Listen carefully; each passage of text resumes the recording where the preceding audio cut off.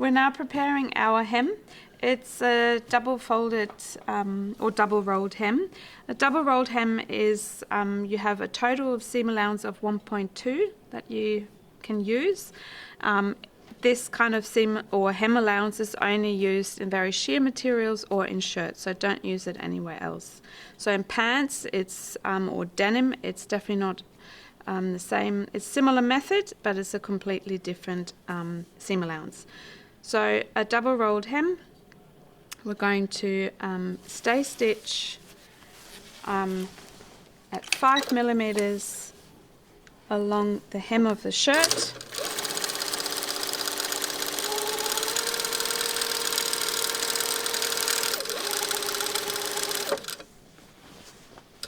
You follow that curve.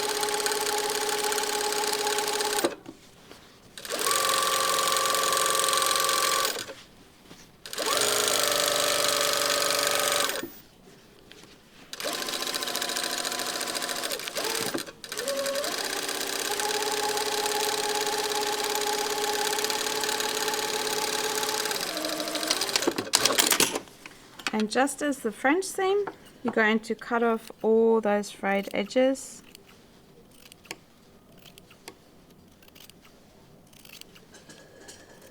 And a little bit of just a millimeter if necessary.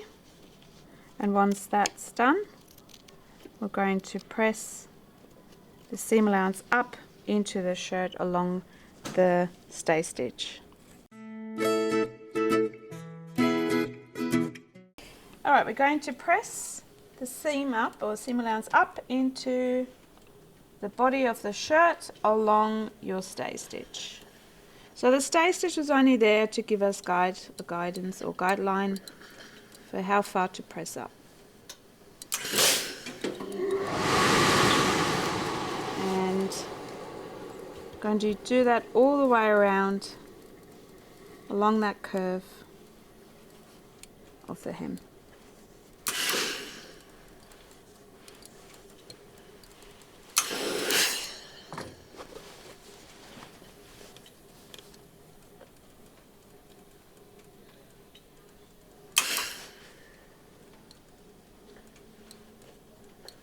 It will take a little while because the curve is not that easy to press up into the body of the shirt. Now take your time and use the steam and suction.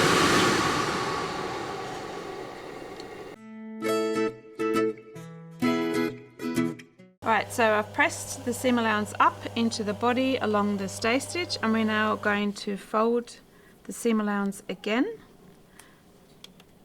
And you can see the stay stitch will give you a good guideline and also where you've pressed it up. I'm going to pin this all the way along.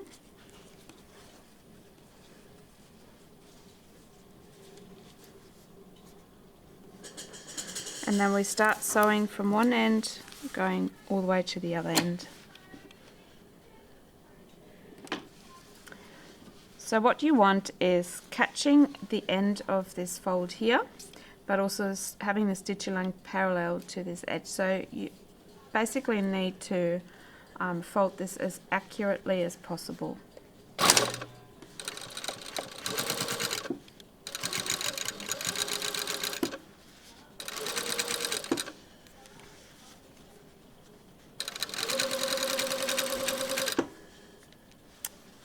I'm going to stitch this all the way.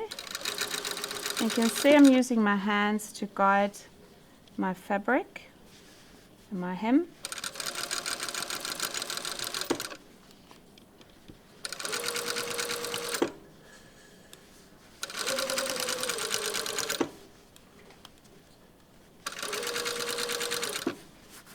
And this little pull just then is probably from the needle, a little bit blunt because I accidentally hit a pin maybe once or twice. So if you find this is happening, then it's time to change your needle.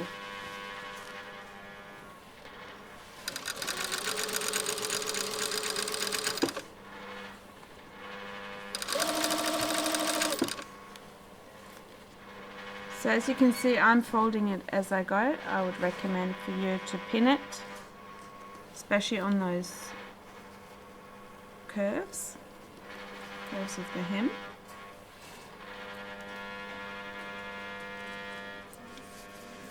And then you still guide it with your fingers.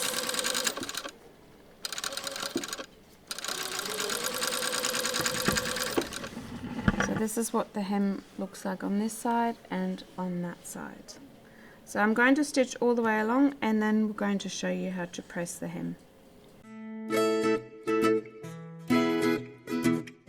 So this is our finished hem now, and we're going to press the hem with steam and suction. As you can see, because it's slightly on a curve, or quite a lot on a curve, that means that will be slightly on the bias. It is stretched out.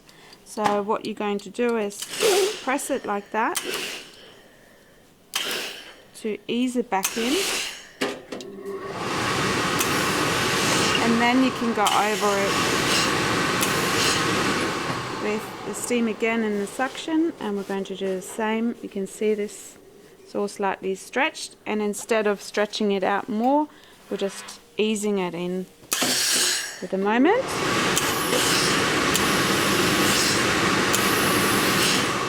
You can see it goes back into shape. And then if you have a little bit of thread hanging off, you might take some off.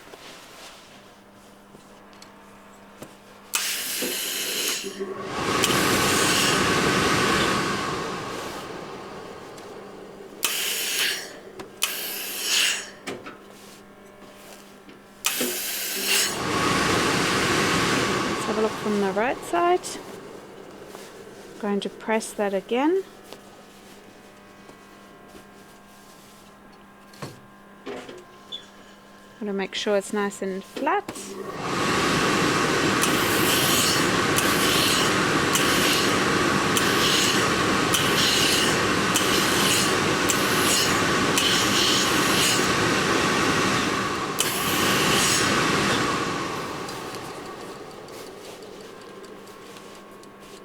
You can see the same here.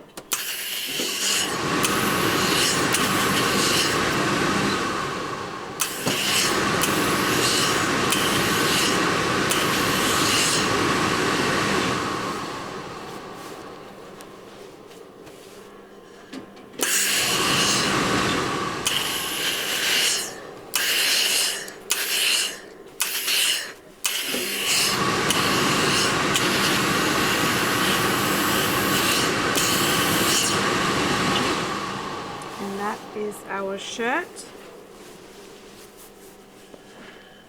completed with the hem